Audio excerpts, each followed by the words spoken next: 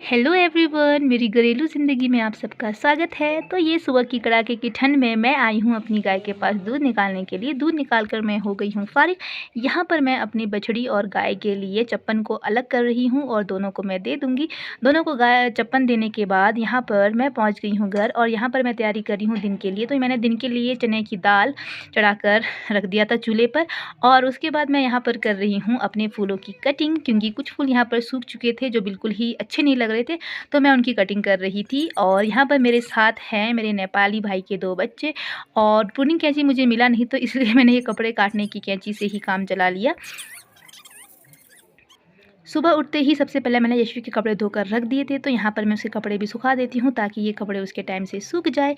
जब तक मैं ये सारा काम कर रही थी उतने में यशवी भी उठ गई और मैं अब यशी को लेकर जा रही हूँ किचन में और अब मैं तैयारी करूँगी यशी को ब्रेकफास्ट खिलाने की, क्योंकि ये खाना खाने में बहुत ज़्यादा ज़िद करती है, खाना नहीं खाती है, तो काफ़ी टाइम लग जाता है इसको खाना खिलाने में।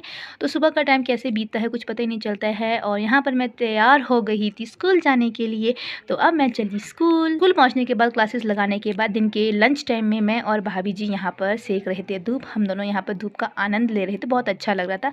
छुट्टी के बाद जैसे ही मैं घर पहुँची, घर का हालात देखकर मैं हो गई थी दंग, क्योंकि जिस घर में बच्चा हो उस घर में सफाई हो ही नहीं सकती।